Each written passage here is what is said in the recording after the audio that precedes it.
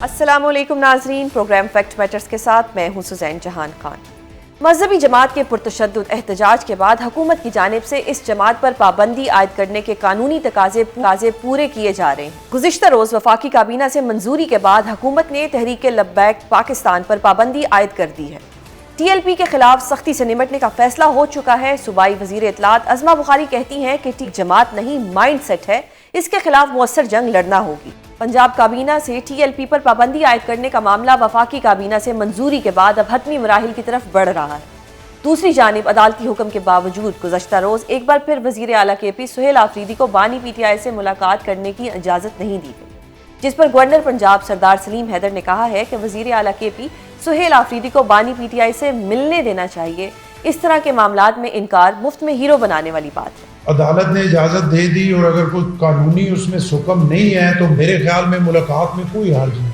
और अगर सुहेल अफरीदी साहब जाके बानी PTI को मिल लेंगे तो कोई आसमान नहीं गिरेगा और क्या कोई क़यामत भी नहीं आएगी। इस तरह के मामलात जो हैं वो मुफ्त में एक वो हीरो बनाने वाली बात हो। नाजरीन, वज़ीर आला KP सुहेल आफरीदी बज़िद हैं कि वो बानी PTI के साथ मुलाकात किए बगैर सूबाई काबीना के हवाले से फैसला नहीं करेंगे, जबकि वज़ीर आज़म के मुशीर राना सनाउल्लाह ने दावा किया है कि बानी PTI के मशवरे से बनने वाली काबीना कल अदम हो जाएगी। TLP पर पाबंदी समेत हुकूमत से जुड़े दीगर अहम मामलात पर बात करेंगे। हमारे साथ मौजूद हैं वज़ीर मुमलिकत बिलाल अज़हर कियानी। बहुत शुक्रिया सर प्रोग्राम में अपना कीमती वक्त देने के लिए। सर, सबसे पहले तो मुझे बताइएगा जो पंजाब लोकल गवर्नमेंट एक्ट 2025 आया, इस पे आप क्या कहेंगे कि हाउ डू यू सी आप like a party less selection और a poll less selection, how do you see this? बिस्मिल्लाहिर्रहमानिर्रहीम जी, बहुत शुक्रिया अपनी शो में दावत देने का। देखिए, सबसे पहली बात तो ये है कि I think local government elections होने चाहिए, और अगर आप इन द लार्जर सेंस अगर आप देखें इसको, तो मेरे नज़दीक वैसे भी हमारे यहाँ बहुत सारे गवर्नेंस जो हमारे चैलेंजेस हैं, अब मैं I am not talking about any specific government but larger, जब हम देखते हैं कि आवाम के लिए सर्विस डिलीवरी, तो आई थिंक उसके अंदर बहुत सारे हमारे मसाइल का लोकल गवर्नमेंट्स, फाल लोकल गवर्नमेंट से आएगा। तो I think that this is a step in the right direction. और and I think as a government, as a state overall, हमें मुस्तकिल लोकल गवर्नमेंट्स की तरफ जाना पड़ेगा, ताकि ये जो डेवोल्यूशन ऑफ पावर का जर्नी है, irrespective of province, now I am saying कि वफाक से सूबे और सूबों से नीचे इजला तक जाना चाहिए, और इख्तियारात भी और रिसोर्सेज भी। जिस तरह NFC अवार्ड है, नेशनल फाइनेंस कमीशन अवार्ड है, जिससे रिसोर्सेज, फाइनेंशियल रिसोर्सेज सूबों को जाते हैं, इसी तरह आगे प्रोविंशियल फाइनेंस कमीशन अवार्ड्स भी होने थे, वो भी आगे होने चाहिए, ताकि सूबों तक इख्तियारात और वसाइल जाएँ और आगे अकाउंटेबिलिटी भी फिर हो। और बुनियादी मकसद क्या है, जो मेरे नज़दीक बुनियादी मकसद है, वो ये है कि मेरा हल्का है, ज़िला जेलम से मेरा ताल्लुक़ है, किसी भी इलाके में कोई शहरी हो तो उसको ये पता हो कि बेसिक सर्विस डिलीवरी के इश्यूज़ के लिए, बेसिक छोटे इंफ्रास्ट्रक्चर के लिए उसको अपने ज़िले से बाहर जाने की ज़रूरत नहीं है। और उसको इस ज़िले के अंदर ही उसको वो अफसरान, वो इलेक्टेड या सिविल सर्वेंट्स हों, जो उसको पता हो कि यहीं पर इख्तियारात है और यहीं पर वसाइल हैं बुनियादी मसाइल के हल के लिए। तो I think in that sense the local government act is a step in the right direction, and I think we need effective local governments. Constitution और एज पर द लॉ 120 दिन में इलेक्शन हो जाने चाहिए थे। अब 2019 और 2025 आ गया है, और उम्मीद यही है कि 2026 भी आ जाएगा, क्योंकि इलेक्शन होने थे दिसंबर के लास्ट वीक में, बट अभी इलेक्शन कमीशन ने कहा है कि जी मजीद टाइम भी लग सकता है। एक तो ये हो गया, दूसरा ये कि अब अगर किसी के पास इंतखाबी निशान ही नहीं होगा पंजाब में, तो किस तरह से इलेक्शन होंगे? लाइक पहले 2024 में एक जमात से निशान लिया गया, अब किसी के पास भी इंतखाबी निशान नहीं होगा, लेकिन 30 दिन के अंदर आपको एक सियासी जमात को भी ज्वाइन करना है। तो सियासी जमात का निशान तो नहीं होगा बैलेट पेपर के ऊपर, लेकिन 30 दिन में आपने एक सियासी जमात को भी ज्वाइन करना है। देखिए, ये तो एक लॉ है जो पंजाब असम्बली से के सारे प्रोसेस से गुजर के पास हुआ है। आई अस्यूम वहाँ पर स्टैंडिंग कमेटीज़ में भी डिस्कस हुआ होगा, और यकीनन आप उसके पहलुओं पर बहस भी कर सकते हैं। तो मगर मेरा ख्याल है कि बुनियादी बात यह है कि इलेक्टेड रिप्रेजेंटेशन जब आप बिल्कुल ग्रास रूट लेवल पे देंगे, आई थिंक उससे यकीनन वहाँ पे रिप्रेजेंटेशन भी बेहतर होगी और वहाँ पे जवाबदेही भी बेहतर होगी। और देखिए, जैसे कि मैंने आपसे पहले कहा, बुनियादी बात यह कि जिस भी फॉर्म में हो, लोकल गवर्नमेंट्स ऐसी बननी चाहिए जो कि मुस्तकिल हो। जिस तरह पास्ट में हमने स्टॉप स्टार्ट देखा है, आपने भी जिक्र किया, ऐसा नहीं होना चाहिए, एक रवानी रहनी चाहिए। और नंबर 2, इफेक्टिव होनी चाहिए, मतलब कि बाइख्तियार होनी चाहिए, बावसाइल और बाइख्तियार होनी चाहिए। तो मैं उम्मीद करता हूँ इंशाल्लाह कि जो पंजाब में लोकल गवर्नमेंट एक्ट आई है और उसके नतीजे में आगे जो इलेक्शंस होंगे, वो इसी की तरफ एक कदम होगा। और मेरा ख्याल है, सच्ची बात है जी, अगर देखा जाए तो मैं पिछले 2-3 दहाइयों से जो देख रहा हूँ, except for may be 1-2 exceptions थी, मगर अभी अगर आप देखें तो अभी जहाँ पर लोकल गवर्नमेंट्स हैं भी, तो वो इन practical terms empowered local governments नहीं हैं। But I think in the long term हमें, और medium term and long term, हमारे बहुत सारे गवर्नेंस चैलेंजेस का हल इसी में ही होगा कि इफ़ेक्टिव और बावसाइल लोकल गवर्नमेंट्स हो। जहाँ तक आपने टाइमलाइन की बात की, तो मेरा ख्याल है जी कि यकीनन देखिए, जितना यकीनन हर कोई चाहता है कि इलेक्शंस जल्दी हो, मगर मेरे ख्याल से लोकल गवर्नमेंट एक्ट और ये जो इसका एक नया स्ट्रक्चर है, उसके नतीजे में मैं शायद देख रहा था हल्का बंदियों का भी एक सिलसिला है, फिर उसके तरीके से बननी है। तो यकीनन इलेक्शन कमीशन भी अपना काम कर रहा होगा, पंजाब के जो लोकल गवर्नमेंट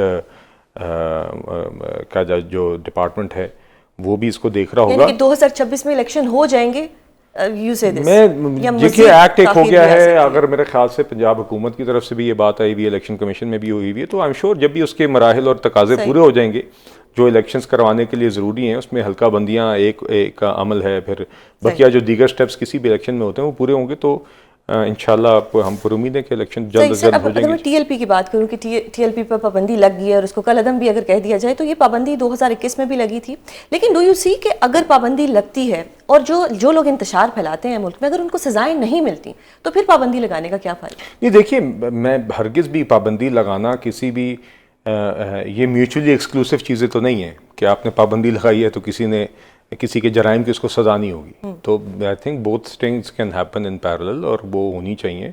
यहाँ पे तो बुनियादी तौर पे एक तंजीम जिसने मज़हब के नाम पर तशद्दुद किया और दहशत गर्दी हुई है, और बाकायदा आपने एक शोहदा की फहरिस्त है, पुलिस के हमारे शोहदा हैं, तो आपने देखा है कि एक रिजॉल्व है जो पंजाब हुकूमत ने, पंजाब पुलिस ने भी बड़े अच्छे तरीके से, और सारी लॉ इन्फोर्समेंट एजेंसीज़ ने, और फिर पंजाब हुकूमत की तजवीज़ के ऊपर वफाकी काबीना ने यूनानिमसली कल इसको कल अदम करार देने के लिए एक कदम उठाया और अप्रूवल दिया। तो देखिए, मेरे ख्याल से this is a step in the right direction, और हमें ये resolve as a society and as a state इंशाल्लाह दिखाना होगा, ताकि कोई भी शख्स किसी भी वजह को इस्तेमाल करके इस तरह अब रियासत के मामलात में रुकावट ना बने, और ना ही वो अवाम पर तशद्दुद या डेली लाइफ जो लोगों की हैं उसमें वायलेंस का एजेंट ना बने। तो मुझे उम्मीद है इंशाल्लाह कि we will stay the course on this. सही सर, अब टीएलपी पे तो पाबंदी लग गई, डू यू थिंक कि ये पाबंदी जो है किसी ना किसी तरह से पीटीआई की तरफ भी जाएगी, पीटीआई पर भी लगेगी? ये इसलिए लगाई जा रही है कि कल को पीटीआई पे भी लगे? नहीं, देखिए उन बातों का कोई ताल्लुक नहीं। पीटीआई के अपने एक जो मेरे नज़दीक मसाइल हैं और जो जराइम है उसकी एक अपनी सेपरेट फहरिस्त है, वो एक सेपरेट मामला है, तो इसको ये एक सेल्फ कंटेन्ड मामला है। पीटीआई दोबारा कह रही है कि हम नवंबर में दोबारा इस्लामाबाद की तरफ आए। नहीं देखिए, वो तो फिर एक अब अगर वो उसी तरह की कोई हरकत होगी जो हमने पिछले साल देखी, तो फिर रियासत हरकत में आएगी जिस तरह उस टाइम आई थी। अगर पीटीआई फिर से खैबर पख्तूनख्वा की मशीनरी को इस्तेमाल करके वफाकी हुकूमत पर और इस्लामाबाद में आके चढ़ाई करने के लिए, रेंजर्स पर हमला करने के लिए, अपने जवानों पर तशद्दुद करने के लिए ही रियासती मशीनरी को इस्तेमाल करेगी खैबर पख्तूनख्वा की हुकूमत की, तो फिर उसका जवाब तो मिलेगा और फिर वो जराइम में ही शामिल होगा। मगर जो मैंने देखा है जी कि इस पूरा साल अब तकरीबन गुजर गया है, तो हम सुन ही रहे हैं कि अब एहतजाज आया, अब एहतजाज आया, तो ये शेर आया वाला मामला बन गया थोड़ा सा।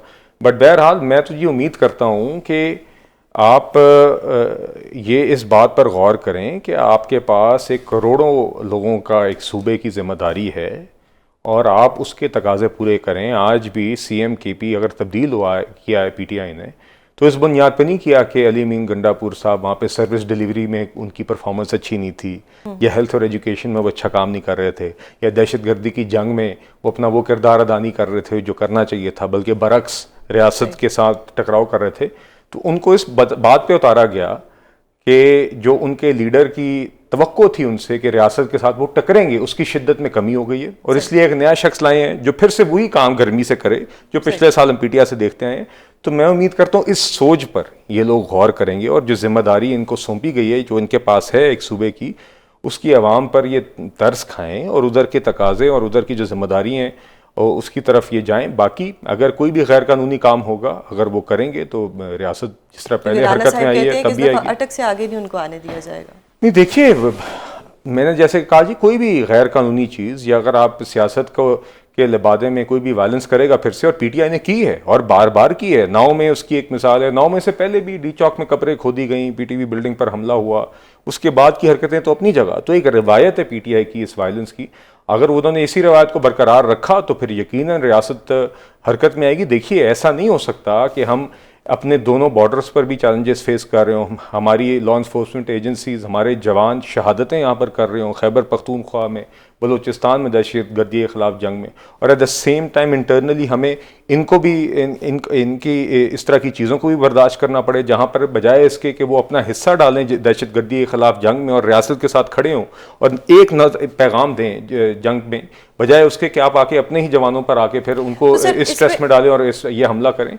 तो ये तमाशा बार बार नहीं चल सकता, और इसलिए आई थिंक तो अगर वायलेंस हुई तो उस पर जीरो टॉलरेंस होगी। अगर यहाँ पे गवर्नमेंट अपना दिल बड़ा करे और खान साहिब से कुछ ऐसे लोगों की मुलाकात करा दी जाए जो खान साहिब को कोई अच्छे मशवरे दे सके, कुछ सियासी लोगों से उनकी मुलाकात कराई जाए। अभी तो जो खान साहिब से मिलने जाते हैं वो कल के आए हुए वकला हैं, वो क्या ही जाके खान साहिब को मशवरा दे देंगे। तो आपको नहीं लगता कि मुल्की हालात बेहतर हो सकते? देखिए जी, मेरी तरफ से बेशक मुलाकातें कर लें, मुलाकातें पहले भी हुई हैं, मुलाकातों से कुछ नहीं दिखला। सीएम की मुलाकात करवा दें, नहीं, बेचारे कल भी गए अदालती हुक्म लेके और उनको रोक लिया गया। नहीं, देखिए मेरी तरफ से तो फ्रैंकली मुलाकात कर लें, वो बात वही होगी, खोदा पहाड़ निकला चूहा। कर देना फिर। नहीं, शौक पूरा कर ले, मेरे तरफ से तो जी बेशक शौक पूरा कर लें, but I don't think that's the issue. ना ही उससे कोई फर्क पड़ना है, क्योंकि बुनियादी तौर पे जो वो शख्स है जिसने सुहेल अफरीदी जैसे शख्स को, और उसकी सोच की वजह से, सुहेल अफरीदी की एक कॉन्फ्रंटेशनल सोच की वजह से उसको सीएम लगाया है, उस शख्स की अपनी सोच ही इस तरह की नहीं है। देखिए पीटीआई, मैं आपको मिसालें दे देता हूँ, फिलिस्तीन पर ऑल पार्टीज कॉन्फ्रेंस आई, ये लोग नहीं आए। जाफर एक्सप्रेस के हमले के बाद इन कैमरा सिक्योरिटी ब्रीफिंग हुई, ये लोग नहीं आए। स्पीकर साहब की क़यादत में, याद सादिक साहब की क़यादत में मुज़ाकरात का सिलसिला शुरू हुआ, ये में से उठकर चले गए। पहलगाम वाक़े के बाद मीडिया ब्रीफिंग हुई, ये उसमें नहीं आए। ये एक मुस्तकिल सिलसिला है। अभी आप देखिए, प्राइम मिनिस्टर साहब ने सीएम केपी से फ़ोन पर बात की, उसके 1 या 2 दिन बाद मेरे ख्याल से एक मीटिंग हुई जहां पर अहम मौज़ूआत डिस्कस हुए, जिसमें मुझे यकीन है सिक्योरिटी भी डिस्कस हुआ होगा। सीएम केपी नहीं आए उसमें, यह अब आपकी जिम्मेदारियों में शामिल है। मगर ये कौन सी मुलाकात, होना ना होने का ये मतलब है कि अब आपने ये काम भी नहीं करने। और ये मुलाकातें जब हो रही थी तब भी इसी तरह का रवैया था। तो बात यह है कि अगर आपको बहुत ही काबीना की भी लिस्ट अप्रूव कराने का शौक है, तो पहले भी जो लोग जा रहे थे उन्होंने ही नाम दे के सुहेल अफरीदी को सीएम बनाया था। तो आई एम श्योर एक फहरिस्त अगर ये जमा करा देंगे तो उसका भी अप्रूवल आ जाएगा। मेरे नज़दीक ये बहाने, मुलाकात बेशक हो जाए, मगर मुलाकात होने ना होने से इन चीज़ों पर फ़र्क नहीं पड़ेगा। इसके लिए बुनियादी तौर पर पीटीआई को राइट फ्रॉम द टॉप अपनी सोच पर गौर करना पड़ेगा और तब्दील करना पड़ेगा। जी सर, जुबानी पीटीआई को शिफ्ट करने की बातें की जा रही हैं अडयाला से बनी गाला, क्या ये बाकी कैदियों के लिए भी ये ऑफर है या सिर्फ उन्हीं के लिए? कोई ऐसी ऑफर नहीं है जी। सर, आपके अपने लोग कह रहे हैं, तारिक फजल चौधरी साहब ने कहा है कि आप लोग एक एप्लीकेशन दे दें। तो तारिक फजल चौधरी साहब बेहतर बता सकेंगे, बड़े भाई हैं मेरे, और इस्लामाबाद से एमएनए भी हैं, और बनी गाला उनकी इलाके के करीब भी है। तो क्योंकि उन्होंने कहा कि मगर देखिए मेरे लिए बुनियादी बात है, वो शख्स अपने जराइम की वजह से जेल में है। 190 मिलियन पाउंड उसकी एक मिसाल है, जो एक ओपन एंड शट एक क्राइम है। उसको हम बयान भी कर सकते हैं, बार बार कर चुके हैं, कि आपने अवाम का पैसा जो यूके से आया, काबीना के में एक फ़ैसला करा के, डे लाइट रॉबरी करा के, बंद लिफाफे के अंदर एक शख्स की जेब में वो पैसे डाल दिए। तो वो तो उस तरह के जराइम से उसका ताल्लुक है कि वो जेल में हैं या नहीं है, और वो जेल में उसी वजह से हैं। तो it's a purely legal issue, उसका ही जो नतीजा है, और उसके अंदर ही उसका इन्हिसार अडयाला में होने ना होने का उसके साथ है और किसी चीज़ के साथ नहीं। सर, अगर मैं इस वक्त ओवरऑल कंट्री की बात करूं तो हमारी मुल्क से बहुत अच्छी अच्छी कंपनियां छोड़ के चली गई हैं।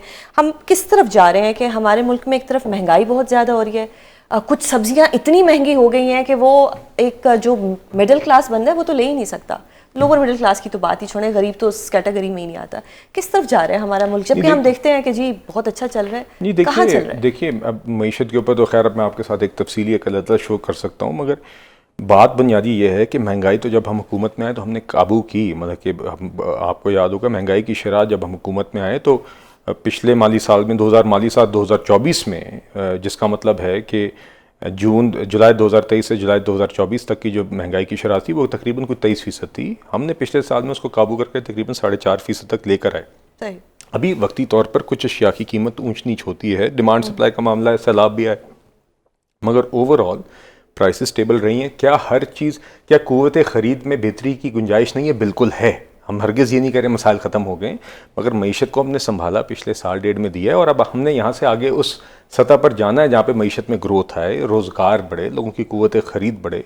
वो भी सफ़र का हिस्सा है, मगर पहले स्टेबलाइजेशन इकॉनमी का हमारा एक मकसद था और वो हमने अल्हम्दुलिल्लाह अचीव कर लिया। जहाँ तक अब कंपनीज़ का ताल्लुक है, देखिए कंपनीज़ कुछ आती एंटर भी की हैं, कुछ companies as a part of larger decision exit करती भी हैं। कुछ जगहों पे it's not always a bad thing. एक दो एग्जिट्स मैं आपको रिसेंटली बताता हूँ। एक एग्जिट एक कंपनी ने किया तो वो बुनियादी तौर पे उनकी ग्लोबल रिस्ट्रक्चरिंग की है। उन्होंने, एक कंपनी ने एक ओवरऑल फैसला किया कि हमने ज़्यादा फोकस यूरोप और नॉर्थ अमेरिका पर करना है, तो उन्होंने सिर्फ पाकिस्तान नहीं, बांग्लादेश, जद्दा, फिलीपींस, अर्जेंटीना, इन सब जगहों से उन्होंने एक स्ट्रेटेजिक फैसला किया कि उन्हें एग्जिट करना है इमर्जिंग मार्केट्स की दीगर मार्केट में से और वापस आना है। तो इसको हरगिज़, और मेरी बाकायदा बात भी हुई, मैं नाम नहीं लेना चाहता कंपनी के, क्योंकि तो उन्होंने कहा कि जी it has nothing to do with the fact कि पाकिस्तान का है।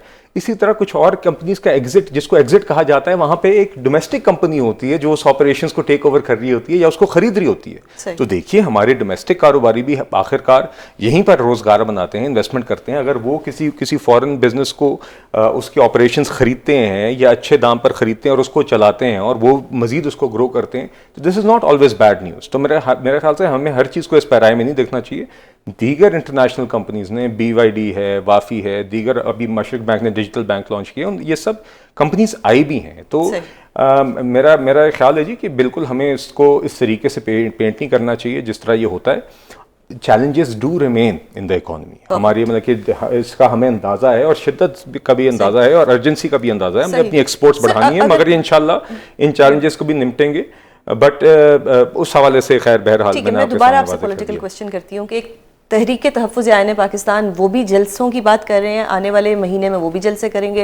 मौलाना साहिब भी नाराज़ हो गए हैं, PTI वाले भी कह रहे हैं कि इस्लामाबाद की तरफ आएंगे। दोबारा से इस्लामाबाद कंटेनर सिटी बन जाएगा, बंद हो जाएगा, या आप लोगों के पास कोई स्ट्रेटजी है, कोई मुज़ाकरात होंगे, बातचीत होगी, क्या होगा? देखिए बात यह है कि कोई अगर पुरअमन एहतजाज कोई करना चाहता है, बेशक करे, अपना शौक़ पूरा करे, हमने कभी नहीं रोका। और फ्रैंकली मैंने तो देखा है ऐलानात और जलसों का जो रेशियो है ना, वो कोई 1 to 10 है। मतलब कि हर 10 ऐलानात का एक जलसा निकलता है, तो या कोई एहतजाज निकलता है एक दिन का, वो भी मतलब कि गवर्नमेंट को कोई स्ट्रेस नहीं है। देखिए मैंने आज जैसे आपसे कहा, अगर कोई पुरअमन एहतजाज का कोई तरीका बनता है, उसके एक तरीक़ाकार है, दरख्वास्त देते हैं, आप जगह मिलती है, आप बेशक एहतजाज करें। मगर अगर आप ये कहें कि एहतजाज के बारे में हुकूमत को गौर व फिक्र और उन चीज़, बिल्कुल हरगिज़ नहीं चाहिए। हम पूरा दिन हुकूमती जिम्मेदारियाँ निभाने की कोशिश करते हैं उसी तरह के इश्यूज़ पे जिससे आप से अभी बात हुई। तो इन एहतजाजों का या इन ऐलानात का की बातचीत तो सिर्फ शाम को आगे टॉक शोज़ पे ही होती है, दिन में इस पर कोई खास गौर व फिक्र नहीं होता। वज़ीर आला KP सुहेल आफरीदी की बानी PTI से मुलाकात नहीं हो पा रही, जिसके बाइस खैबर पख्तूनख्वा की काबीना का मामला मुसलसल ताख़ीर का शिकार हो रहा है। इस सारी सूरत हाल के दौरान बानी पाकिस्तान तहरीक इंसाफ की अडयाला जेल से बनी गाला मुंतकिली की खबरें भी गर्दिश कर रही हैं। हुकूमत की जानिब से PTI को ऑफर की गई है कि अगर PTI बाकायदा दरख्वास्त देती है तो बानी PTI को जेल से बनी गाला मुंतकिल किया जा सकता है। बानी PTI की जेल से मुंतकिली की हुकूमती ऑफर का क्या मौक़िफ़ है, इस समेत पाकिस्तान तहरीक इंसाफ से जुड़े दीगर अहम मामलात पर बात करेंगे। हमारे साथ मौजूद है रहनुमा पाकिस्तान तहरीक इंसाफ सेनेटर हामिद खान। बहुत शुक्रिया सर प्रोग्राम में अपना कीमती वक्त देने के लिए।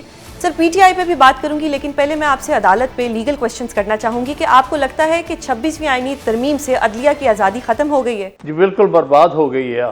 ख़त्म क्या कहना चाहिए कि ये अदलिया इस वक्त आज़ादी तो क्या है, दूर दूर भी नहीं है। सही।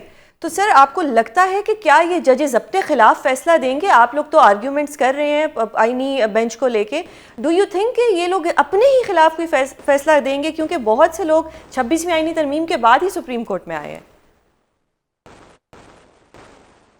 देखिए यही सबसे बड़ी आजमाइश है इस मौजूदा सुप्रीम कोर्ट पर, क्योंकि मैंने यही कहा और बाकी भी वकला ने ये कहा कि देखिए आप भूल जाएं कि आप आईनी बेंच है, क्योंकि वो आईनी बेंच का जो आर्टिकल है कॉन्स्टिट्यूशन का, आर्टिकल 191A, उसको तो हम डिस्प्यूट कर रहे हैं, उसको तो हम चैलेंज कर रहे हैं आपके सामने कि ये आइन के जो है रूह के ख़िलाफ़ है।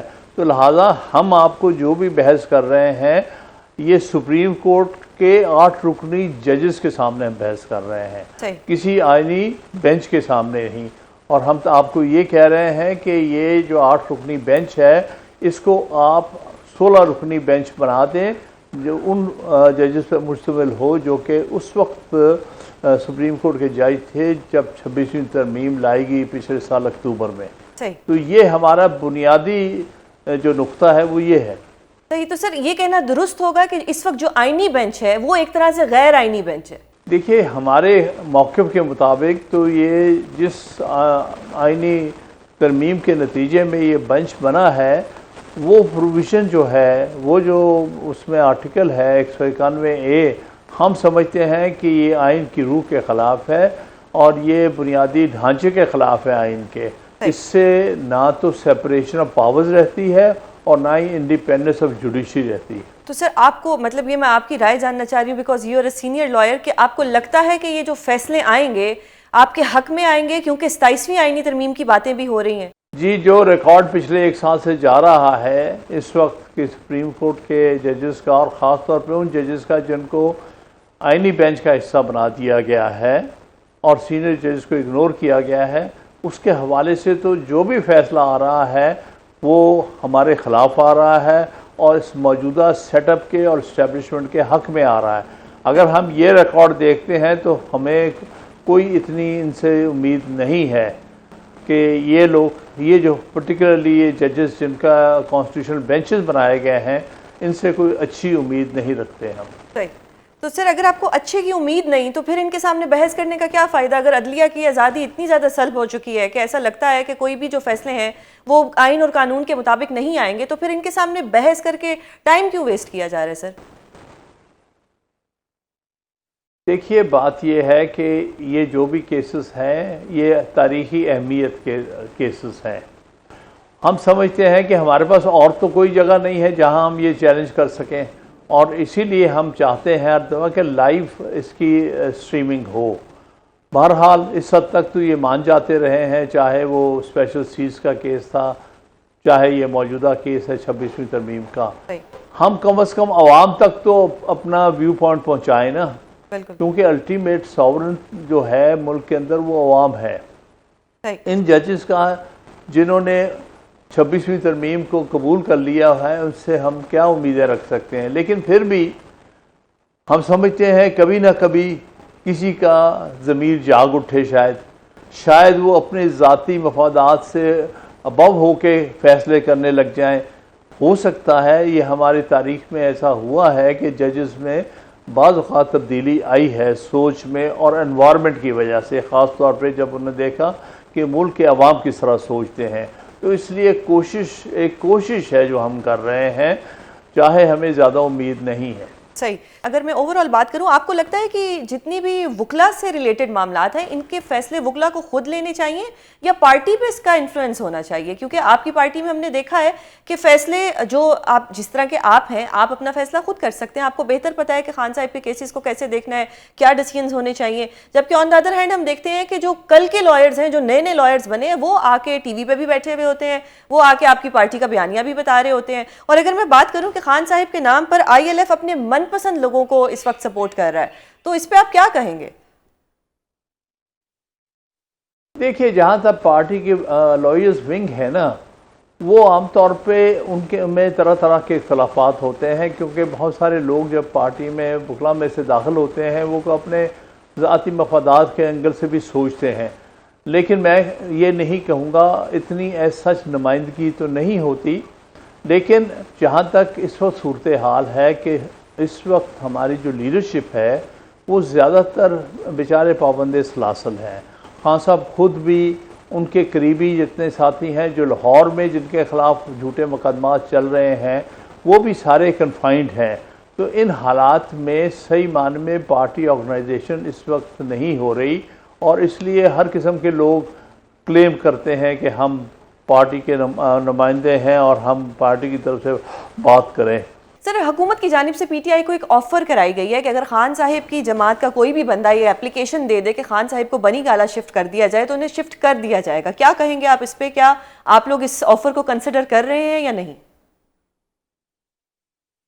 हरगिज नहीं। हरगिज उसकी वजह ये है कि भाई ये इस किस्म की ऑफर्स जो हैं वो बेमानी है। हमारे नज़दीक तो उनके खिलाफ केस बनता ही नहीं है।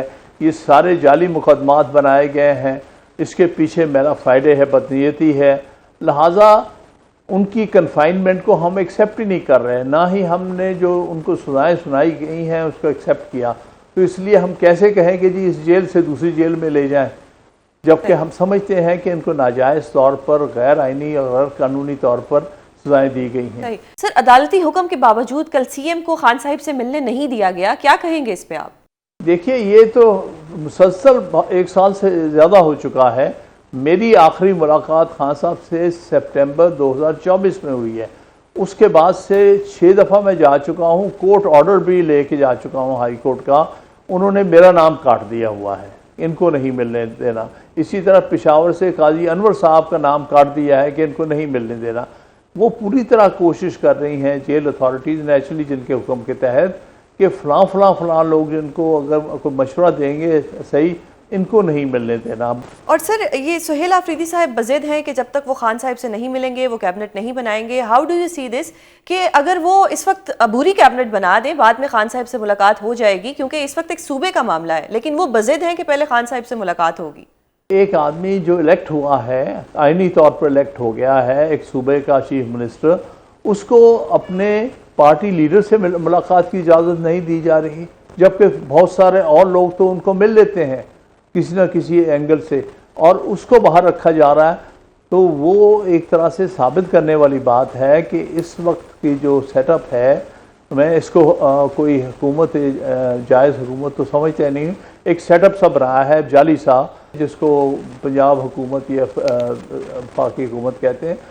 तो वो जो है कोई सही काम तो करने को तैयार ही नहीं। हर तरह से पीटीआई को और उन सूबाई हुकूमतों को जहाँ पर इनकी हुकूमत नहीं है, उनको हर तरह की मुश्किल और मुसीबत में डाल रहे हैं। सही। Sir, how do you see this कि अब जो पार्टीलेस पोल्स होंगे, आपकी नॉलेज में होगा कि ये जो पंजाब लोकल गवर्नमेंट एक्ट है, इसमें कुछ अमेंडमेंट्स की गई और अब पहले जो दिसंबर में इलेक्शन होना था वो शायद मजीद थोड़ा सा एक्सटेंड हो जाएगा। How do you see this? देखिए, ये तो पता चलेगा वक्त के साथ कि क्या ये जेन्युइन इलेक्शन कराने जा रहे हैं कि या 8 फरवरी वाला इलेक्शन होने जा रहा है, यानी फॉर्म 47 वाला इलेक्शन होने जा रहा है, कि ये कोई वाकई ही जेन्युइन इलेक्शन होने जा रहा है। ये अभी कुछ कहना कबल अज़ वक्त होगा। ज़हनी दबाव का मसला एक और कीमती जान निकल गया। गुज़श्ता रोज़ हैरान कुन तौर पर इस्लामाबाद पुलिस के अफसर SP अदील अकबर ने मुबैना तौर पर खुदकुशी कर ली। पुलिस ज़राए के मुताबिक SP अदील अकबर ने गनमैन से गन छीनकर खुद को गोली मारी तो उनको ज़ख्मी हालत में पिम्स हस्पताल मुंतकिल किया गया, ताहम वो जांबर ना हो सके। ये एक इंतहाई अफसोसनाक वाक़या है। एक सीनियर ऑफिसर का यूं खुद अपनी जान ले लेना माशरे में ज़हनी दबाव के बढ़ते हुए मसाइल की निशानदेही करता है। इस इंतहाई अहम मसले पर बात करेंगे। हमारे साथ मौजूद हैं माहिर नफ्सियात डॉक्टर सदाकत अली। बहुत शुक्रिया सर प्रोग्राम में अपना कीमती वक्त देने के लिए। सर, बीइंग अ ह्यूमन हमारे बहुत से ट्रॉमास होते हैं, हमारे चाइल्डहुड ट्रॉमास होते हैं, हमें जॉब से रिलेटेड हमें स्ट्रेस होता है। हमारी लाइफ जो है वो ऑलवेज किसी ना किसी स्ट्रेस में होती है।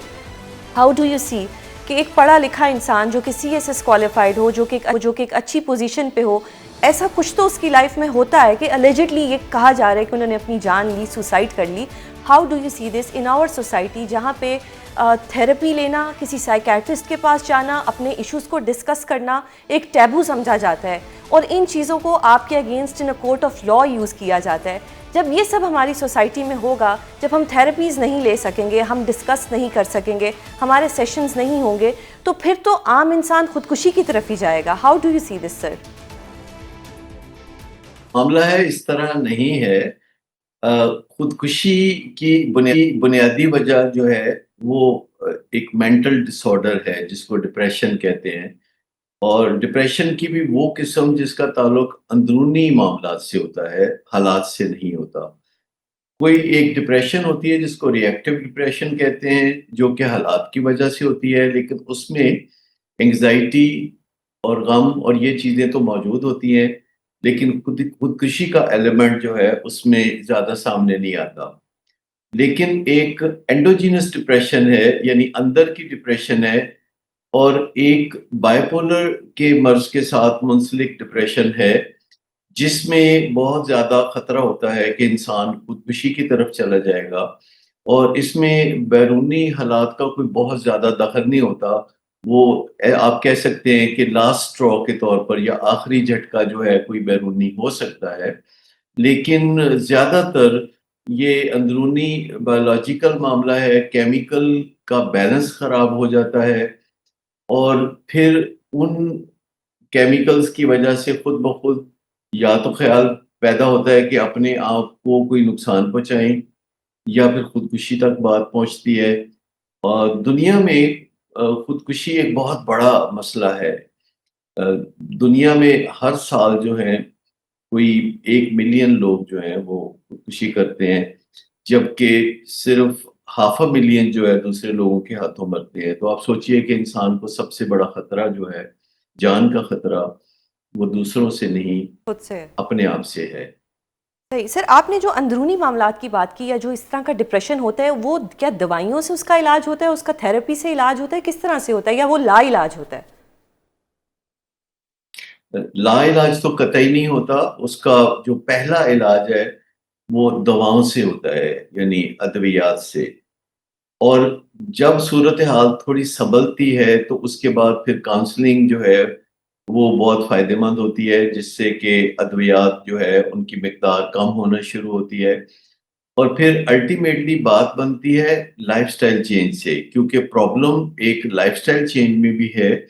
कुछ लोगों में जीन्स के अंदर कोई ऐसा मसला होता है कि अगर वो अपनी हिफ़ाज़त नहीं करेंगे, तो उनको बाइपोलर डिसऑर्डर या एंडोजेनस डिप्रेशन जो कि अंदर डीप डाउन कहीं दबी होती है, उभर के सामने आ सकती है। जैसे डायबिटीज़ आप देख रहे हैं कि जिन लोगों की जीन्स में होती है, वो खराब लाइफ़स्टाइल की वजह से उनको आखिरकार फिर डायबिटीज़ या दिल की बीमारी होती है।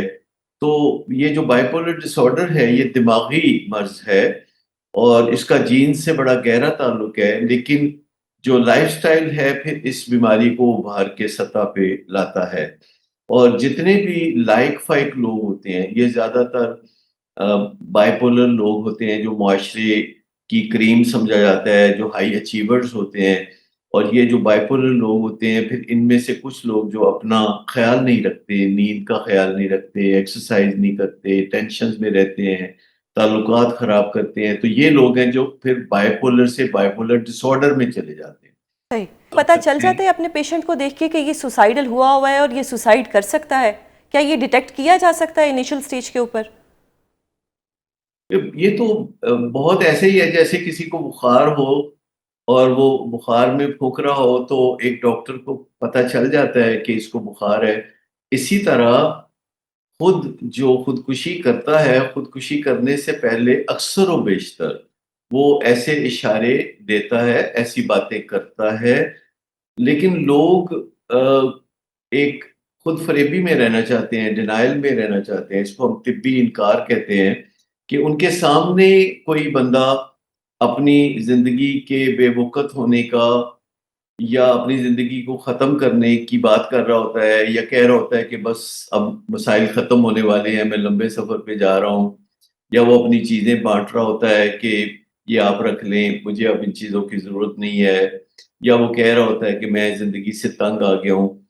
दरहकीकत जो शख्स भी खुदकुशी के बारे में सोच रहा होता है, वो बैक वक़्त खुदकुशी ना करने के बारे में भी सोच रहा होता है और उसके दिमाग में ये एक दोहरी सोच होती है कि कभी वो कहता है मैं अपने आप को ख़त्म कर लूँ और कभी वो अपने आप को फिर कहता है कि नहीं तुम ऐसा ना करो। लेकिन ये फिर चलते-चलते जो बैलेंस है किसी दूसरी या पहली जानब टिल्ट कर जाता है, उसकी वजह ये होती है कि कोई बैरूनी मामला होता है। इसमें एक चीज़ तय है कि जो लोग बहुत ज़हीन होते हैं, हाई अचीवर्स होते हैं, जैसे कि ये सीएसएस करना एक मुश्किल काम समझा जाता है और उसके बाद उन्हें ऐसी असाइनमेंट्स मिलती हैं जो मुश्किल असाइनमेंट्स होती हैं और वो एक चेन के अंदर होते हैं, जिसमें कुछ लोग उनके ऊपर और कुछ लोग उनके नीचे होते हैं और वो फँसे होते हैं एक सिस्टम में। और पहली निशानी ये होती है कि एंग्ज़ायटी बहुत ज़्यादा होती है, डिप्रेशन, कभी एंग्ज़ायटी और उसका प्रॉपर इलाज करने की बजाय अल्कोहल का इस्तेमाल या ड्रग्स का इस्तेमाल बहुत आम है।